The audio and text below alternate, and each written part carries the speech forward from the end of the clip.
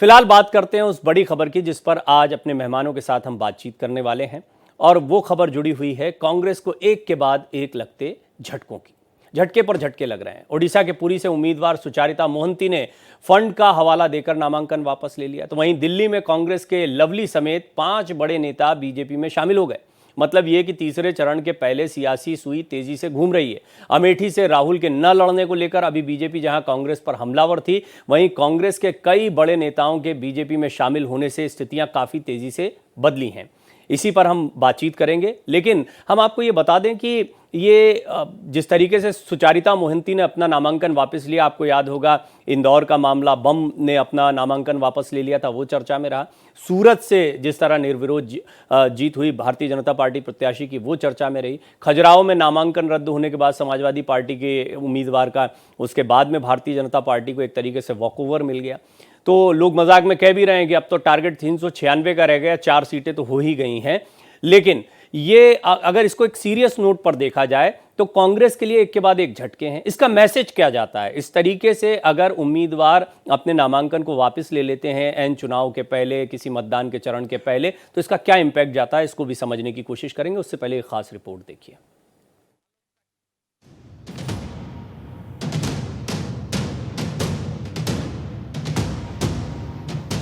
तीसरे चरण के लिए मतदान होने में महज कुछ घंटे ही बचे हैं। ऐसे में कांग्रेस को झटके पर झटका लग रहा है।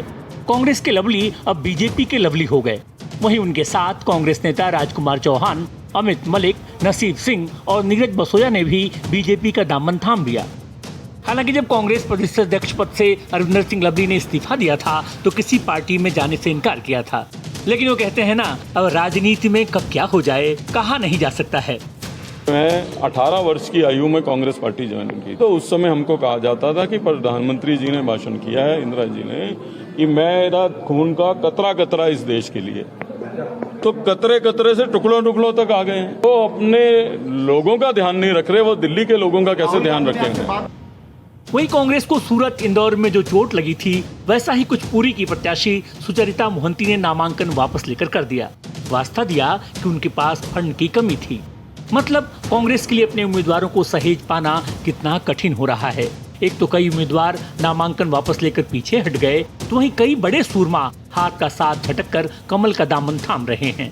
ऐसे में पॉलिटिकल पंडितों का भी मानना है कि 400 पार का नारा देने वाली बीजेपी के साथ कांग्रेस को दो हाथ करने के लिए और मेहनत करनी होगी। Bureau report, Bharat express. मामला बहुत महत्वपूर्ण है। कांग्रेस के लिए स्थितियां गंभीर भी दिखाई पड़ती हैं। मेरे साथ इस चर्चा में जुड़ रहे हैं कुमार राकेश, वरिष्ठ पत्रकार और राजनीतिक विश्लेषक के तौर पर वो इस चर्चा का हिस्सा रहेंगे। वरुण पुरोहित जी, जो कांग्रेस के वरिष्ठ नेता हैं, वो कांग्रेस का पक्ष यहाँ मंच पर रखेंगे। शिखा राय जी, जो कि प्रवक्ता हैं भारतीय जनता पार्टी की, वो भी मेरे साथ जुड़ रही हैं। मैं शुरुआत वरुण जी आप ही से करना चाहूँगा, क्योंकि निश्चित तौर पर सारा ये पूरी रिपोर्ट जो थी वो एक तरीके से आप ही की तरफ सवाल की तरह जा रही है। जो परिस्थितियां बन रही हैं वो कांग्रेस के सामने सवाल की तरह जा रही। हो क्यों रहा है ऐसा? देखिए प्रवीण जी, ये क्यों हो रहा है, इसकी शुरुआत तो राजीव गांधी जी के दौर में शुरू हुई थी कि वीपी सिंह जी जब उनको ज्यादा आगे बढ़ाया, राजीव गांधी जी ने उनको फिर धोखा दिया और मंडल की ये उगाया, तो यूपी बिहार में कांग्रेस कमजोर होना, बहुत तेजी से नीचे गई कांग्रेस। उसके बाद डॉक्टर मनमोहन सिंह का युग आया, 10 साल तक प्रधानमंत्री रहे, कार्यकर्ताओं से प्रधानमंत्री मिलते ही नहीं थे और उनकी जो आर्थिक नीतियां थी उससे कांग्रेस का तो जो डेवलपमेंट था वो तो भारतीय समाजवाद के आधार पे था, आइडियोलॉजी। अब वो आर्थिक नीतियां उनके आ गई पूंजीवादी सोच की, तो धीरे धीरे और 10 साल तक प्रधानमंत्री मिले नहीं किसी से, तो वो उस समय डिबेकल शुरू हो गया।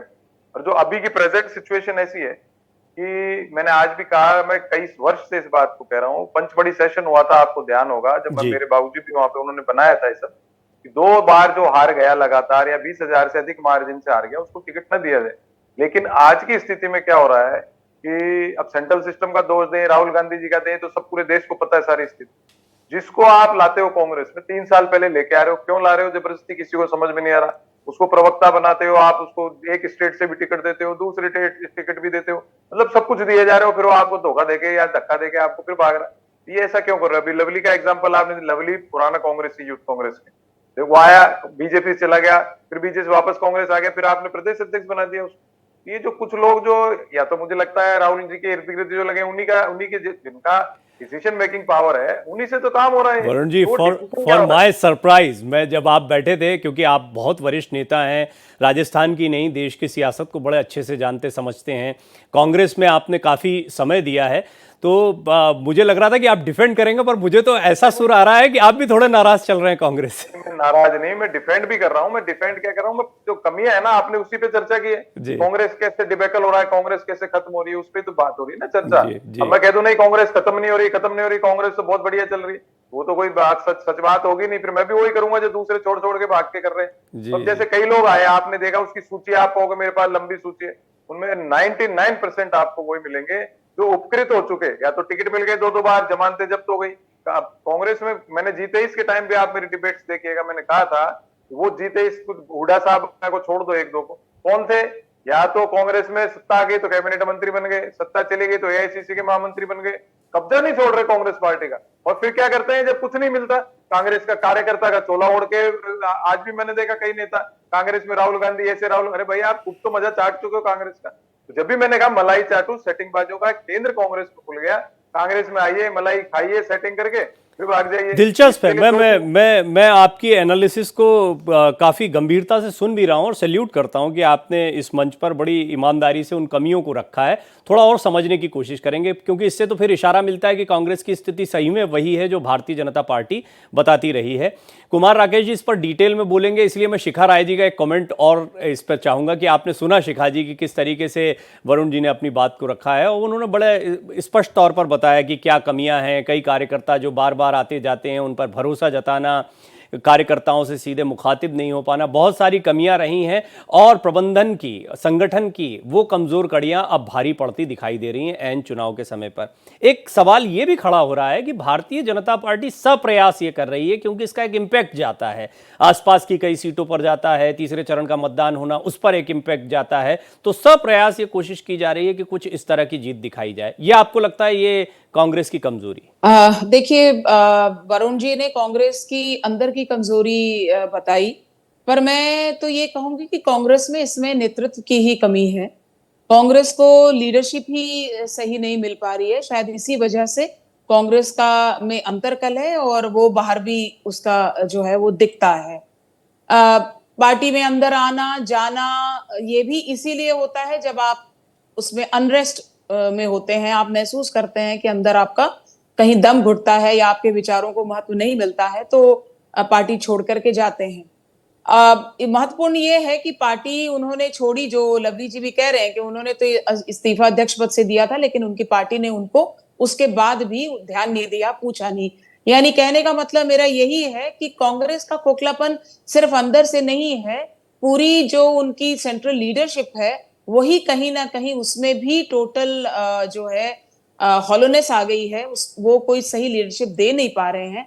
और ठीक इसके विपरीत, चूंकि भारतीय जनता पार्टी में नेतृत्व आज ऐसा है, वो न केवल देश को बल्कि दुनिया को भी नेतृत्व दे रहे हैं, तो वाकई सोच समझकर किसी भी पार्टी के, कांग्रेस के अभी आज 4 लोगों ने आपने दिल्ली इसको में ठीक से समअप किया, आपने ठीक बात कही है। मैं वरुण जी को इसमें थोड़ा सा इन्वॉल्व करूंगा और फिर कुमार राकेश जी के पास जाऊंगा।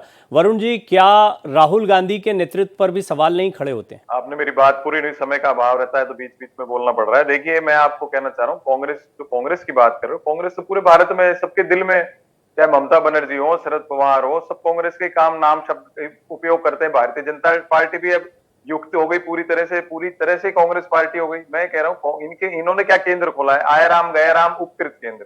कांग्रेस में जो मलाई खा के आ जाओ, इनके पास आके मंत्री बन जाओ राज्यसभा, तो पार्टी विद द डिफरेंस जो थी, मैं भारतीय राजनीतिक व्यवस्था के लिए क्या खतरनाक हो रही है स्थिति वो बता रहा हूँ। Party with the difference Atal ji Advani ji के साथ टाइम चलती थी, लोग उसकी इज्जत करते थे। उसके बाद मोदी जी का काल आ गया, तो नेता विद द डिफरेंस आए, मोदी जी ने ऐसा प्रेजेंट किया, नेता विद द डिफरेंस।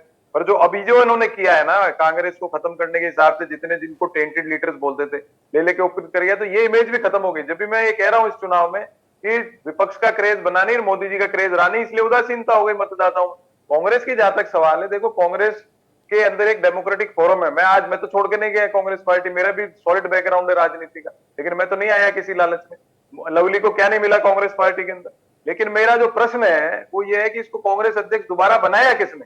वो लोग, अब जैसे उड़ीसा का आपने एग्जाम्पल दिया, उन्होंने छोड़ दी, उनके भी पिताजी अध्यक्ष रहे, मंत्री रहे, पैसे का भाव तो हो नहीं सकता है, किस कारण से छोड़ा?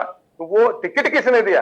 असली जो प्रश्न है ना, टिकट किसकी सिफारिश पे मिल रहा है, किसकी सिफारिश पे अध्यक्ष बन रहे हैं कांग्रेस में आकर के, वो सबसे बड़ा प्रश्न निश्चित है। तौर पर तो आपके जैसे एनालिसिस को पूरा प्रोग्राम में आधा घंटे तक इसको सुना जा सकता है, क्योंकि कांग्रेस को आप जैसा जानते हैं शायद मंच पर अभी कोई भी नहीं जानता है। मेरा सवाल आपसे ये था, राहुल पर प्रश्न नहीं खड़ा होता क्या? संक्षेप में चाहूंगा, फिर मैं कुमार राकेश जी। मैंने बोला था पहले वाले वर्जन में भी कि जो सेंट्रल लीडरशिप है, राहुल जी के आसपास जो इकट्ठे हैं, उन लोगों की मैंने बात की, वो एनजीओ टाइप लड़के हैं, उनको उन्होंने अपना सलाहकार बना रखा है या जो भी एसोसिएट्स बना रखे हैं, तो वो राजनीति समझते नहीं है, अपरिपक्व है।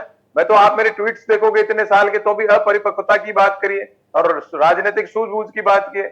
आप जब भारत जोड़ो यात्रा, आपने राहुल गांधी का सबसे बड़ा क्रेडिटेबल काम है भारत जोड़ो यात्रा, जिससे कांग्रेस रिवाइव हो गई। उससे पहले कांग्रेस आज की स्थिति से बहुत नीचे जा चुकी थी। यह आपको बिल्कुल सही एनालिसिस आपने दिखाया था। तो राहुल गांधी को ही क्यों, कंट्रोल उन्हीं का ही है। अपन भागे प्रश्न से, नहीं राहुल गांधी जी तो कुछ नहीं कर रहे हैं, वरुण पुरोहित कर रहे हैं, कुमार राकेश जी कंट्रोल कर रहे हैं, ये बात सही नहीं है। देखिए, डेमोक्रेसी के अंदर सच बोलेगा वो ही आगे बढ़ेगा।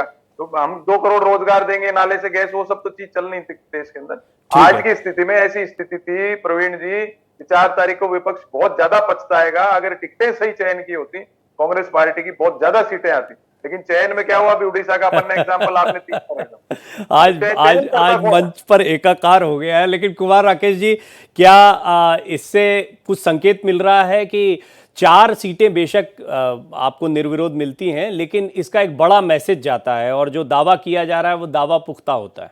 हाँ, धन्यवाद जी। मैं वरुण जी को, मैं वास्तव में वरुण जी का मुरीद हो गया हूँ आज उनके विश्लेषण को सुन करके। उन्होंने बहुत ही एक निरपेक्ष भाव से कांग्रेस की स्थिति का बहुत ही सूक्ष्म विश्लेषण किया है। पहली बात, उस सूक्ष्म विश्लेषण में जिस तरह से प्रवीण जी आप कहलवाना चाह रहे हैं राहुल गांधी जिम्मेदार है या सोनिया गांधी जिम्मेदार है या प्रियंका गांधी, वो नहीं कह सकते, उनकी मजबूरी है और उनकी मजबूरी को हम सबको समझना चाहिए। लेकिन जो उन्होंने पूरा विश्लेषण किया है, पूरे जैसे जड़ से लेकर के मूलाधार विश्लेषण, पूरा मौलिक रूप से उन्होंने विश्लेषण किया है। लेकिन उसके पहले मैं इस पूरे प्रकरण के जो सबसे बड़े भारत के कहिए ज्योतिष हैं या विश्लेषक हैं या मांत्रिक हैं या तांत्रिक हैं या पंडित हैं, बट एवब ऑल भारत के प्रधानमंत्री हैं और भाजपा के वरिष्ठ नेता हैं नरेंद्र भाई मोदी को मैं सबसे पहले उनको मैं धन्यवाद देना चाहूंगा। उन्होंने कल भी और पहले भी अपने भाषण में 2 बातें कही। लोकसभा में मैं था उस वक्त, राज्यसभा में मैंने बात कही कि कांग्रेस की जो दुर्गति होने वाली है और बड़े बड़े लोग लोकसभा के चुनाव नहीं लड़ेंगे, उनकी भविष्यवाणी आज की तारीख मानिए, उनकी भविष्यवाणी वरुण जी आज बोल रहे हैं, कोई फर्क नहीं है। दूसरा, उन्होंने कहा कि एशिया नेट को दिए गए इंटरव्यू में नरेंद्र मोदी ने कहा कि 26 अप्रैल के पहले का इंटरव्यू है, 15-17 के आसपास है, तीनों संपादक उसके मालिक थे और सभी आप देखेंगे उनके ट्वीट पर भी है। जी। उन्होंने उसमें कहा था कि 26 अप्रैल के बाद जो अब शाहजादे शब्द इस्तेमाल कर रहे हैं, पहले उन्होंने नहीं किया था, राहुल गांधी कोई सुरक्षित सीट ढूंढेंगे क्योंकि वो वायनाड में फंस गए। तीसरा कमेंट है स्मृति ईरानी का कि वायनाड जाके बोला कि हमारा परिवार है, तो रायबरेली को क्या कहेंगे। चौथी बात, कल के पूरे फुटेज को आप देखें, 2 तरह के फोटोज दिखने मिले हैं। जब वो नॉमिनेशन फाइल कर रहे थे, नॉमिनेशन फाइल करने के बाद खरगे जी और सोनिया गांधी जी बैठी हुई थी, बाद में रॉबर्ट भी बैठे थे और प्रियंका भी। तो पहले फोटो हो गया एक चरण का, तो रिटर्निंग ऑफिसर जो चुनाव अधिकारी थे, दोबारा फिर उन्होंने इशारा किया कि मम्मी आप भी आ जाओ, बहन आप भी आ जाओ, भाई बहनों आप भी आ जाओ। खरगे जी बेचारे थके से, मतलब मैं लंबा हो जाएगा, मैं बहुत राकेश जी मैं यही चाह रहा हूँ, थोड़ा संक्षेप में, मैं ब्रेक पर जाना चाह रहा हूँ, तो मैं आप चाहता हूँ आप अपनी बात पूरी करें। बस मैं आपको 10 से 15 सेकंड में सबब कर रहा हूँ।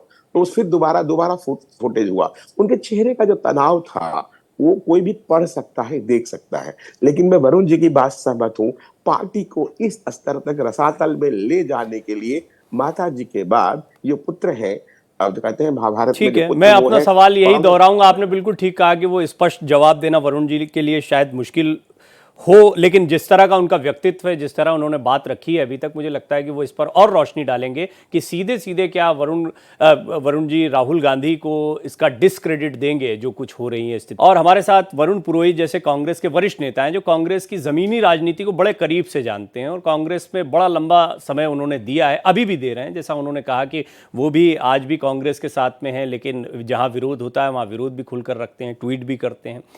क्या वरुण जी खुलकर नहीं बोल पाते हैं कांग्रेस में राहुल गांधी के खिलाफ, प्रियंका के खिलाफ, और वैसे तो ये लोग दोनों ही प्रयास कर रहे हैं, अपने संघर्ष में जुटे हुए हैं, इसके बावजूद बहुत चीज़ों पर मुखर नहीं हो पाए। मुझे याद है कि जब अध्यक्ष पद का चुनाव चल रहा था, मनीष तिवारी जी और शशि थरूर, ऐसे कुछ चेहरों ने आवाज़ बुलंद करने की कोशिश की थी, कोई विशेष फर्क पड़ा नहीं।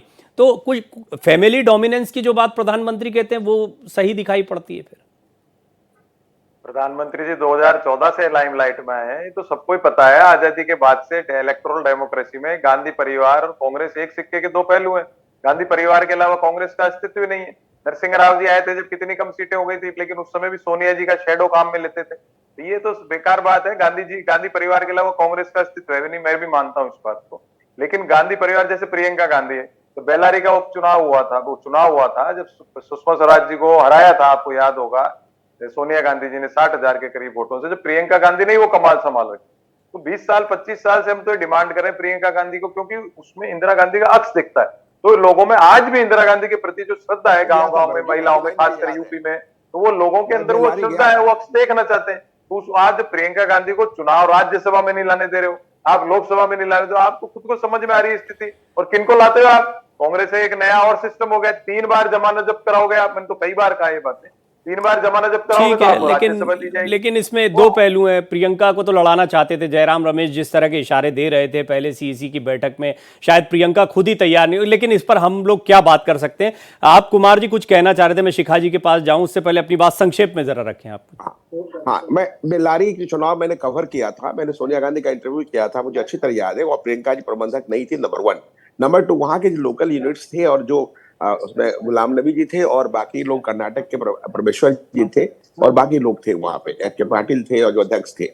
पहली बात। दूसरी बात यह है कि जो स्थिति अभी आप बता रहे थे प्रियंका गांधी को लेकर के, प्रियंका गांधी का दुश्मन कौन? मैं सीधी बात करूंगा, प्रियंका गांधी का दुश्मन सोनिया गांधी। 2012 से केस चल रहा है उन पे, और बाड्रा पे जो उस समय हरियाणा में सरकार थी कांग्रेस की, केंद्र में कांग्रेस सरकार थी। और मेरा मानना है, लंबी बहस हो जाएगी, मैं बहस पूरे तथ्यों के साथ करने को तैयार हूं कि मेरा मानना भी है, मेरे पास तथ्यात्मक भी, मेरे पास प्रमाण है कि प्रियंका गांधी को सोनिया गांधी कभी पसंद नहीं कर दी, और पुत्र मोह के कारण और भी कारण ये विषयांतर भी हो जाएगा, लंबा चला जाएगा, लंबा चला जाएगा मामला। लेकिन देखिए शिखा जी बड़ी देर से सुन रही हैं, बड़ी देर से सुन रही है। मैं चाहूंगा चर्चा में, क्योंकि समय बड़ा सीमित है, तो शिखा जी को शामिल किया जाए इसमें।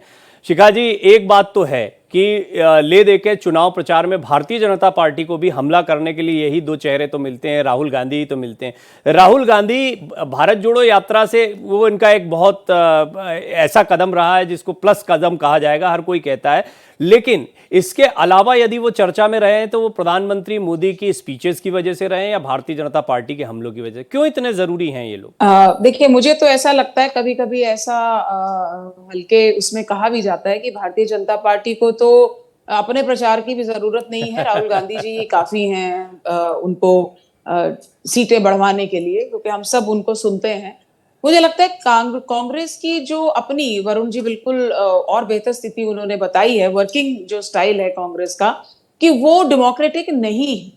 जो कहना कि ये पार्टी डेमोक्रेटिक है लेकिन उसमें ये सब, आई थिंक वो दिक्कत ही यही है कि वहां कोई डेमोक्रेसी नाम की चीज नहीं है। केवल शायद 2 लोग हैं जो सभी निर्णय लेते होंगे, और उन 2 लोगों में से सोनिया जी तो बहुत देर से इनएक्टिव हम देख ही रहे हैं। तो ले दे करके राहुल जी हैं, और राहुल जी को हम अगर उनकी परफॉर्मेंस के हिसाब से, उनकी स्पीचेस के हिसाब से, हम अगर आज देश की जनता उनको सुनती है और समझने की कोशिश करती है, तो उनको कुछ नहीं दिखता है, खोखलापन नजर आता है।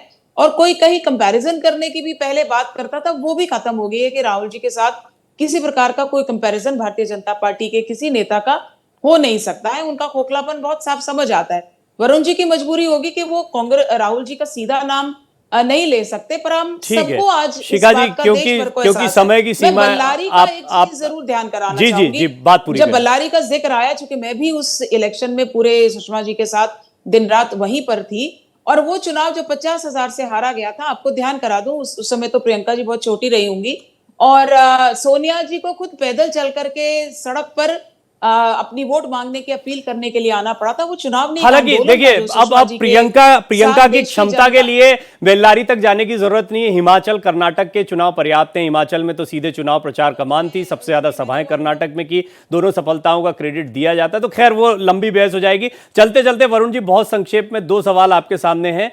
पहला, क्या आपको लग रहा है प्रधानमंत्री मोदी का 400 पार का दावा सही साबित होगा? और दूसरा, क्या राहुल गांधी जो हैं वो एक परेशानी है कांग्रेस के लिए, जैसा शिखा जी ने कहा? देखिए प्रवीण जी, 400 पार का नारा तो पूरा नहीं होगा। चुनाव जीतने के लिए कहा जाता है 200 पार, 300 पार, हर स्टेट में ही कहते हैं। तो वो अपने कार्यकर्ताओं का मनोबल बढ़ाने के लिए भाई 400 पार आएंगी, सबको ठीक पता है कितनी आएंगी। वो ठीक मैं है, नहीं आपका मान जवाब है सकता। 400 पार नहीं होगा। दूसरा, राहुल नहीं, गांधी नहीं, क्या 300 पार ही होना नहीं होगा, मैं जी। आपको बता दूं। जहां तक राहुल गांधी की बात है, देखिए राहुल गांधी का जो आपने एक पक्ष का तो बड़ा स्ट्रॉन्ग पक्ष है, लेकिन वो दूसरा पक्ष जो है, कार्यकर्ताओं से आप मिलोगे नहीं, कार्यकर्ताओं से संवाद स्थापित करोगे नहीं। गॉट इट, आप आपका इनडायरेक्ट आया लेकिन जवाब आ गया। समझ में आ गया। राकेश जी, चलते चलते बहुत संक्षेप में बोलिए, मैं धन्यवाद करूं उससे पहले। नहीं, जो बातें अभी कही शिखा जी ने भी, और उसमें जो सुषमा जी और सोनिया जी की बात थी, वो तो अपनी जगह पे है। आज की तारीख में सोनिया जी राज्यसभा के मेंबर बन गई है। उसमें वो डर ही है जो प्रधानमंत्री नरेंद्र भाई मोदी ने कहा था कि बड़े बड़े नेता डर करके चुनाव नहीं ठीक है, लड़ेंगे। हाँ। और आज मैं बता दूं कि अभी रायबरेली और अमेठी में तो खैर आप देखिए, उन्होंने उस लायक नहीं समझा कि अपने एक निजी सचिव को उन्होंने उम्मीदवार इस पे कल बनाया, लंबी शिवराज बहस शर्मा कर जी चुके को। हैं हम, हाँ, मैं- ठीक मैं है। इसलिए लेकिन जो स्थिति है, जो आपने जो सवाल किया और उसका जवाब यही है कि कांग्रेस वास्तव में, चाहे लवली हो चाहे राजकुमार हो, अपने कारण ही कांग्रेस के दुश्मन खुद ठीक है। कांग्रेस वो वरुण और जी कांग्रेस बता ही अपने चुके हैं, कारण कांग्रेस का अभी भी हिस्सा हैं और कांग्रेस की राजनीति को बहुत अच्छे से जानते हैं। आप सबसे बहुत बैलेंस चर्चा हुई, बड़ा गंभीर मुद्दा था, लेकिन कांग्रेस की कमियों और कमजोरियों पर बड़ी विस्तार से बड़ी अच्छी बातचीत हुई। वरुण जी आपका, कुमार राकेश जी आपका, शिखा राय जी आपका बहुत बहुत धन्यवाद।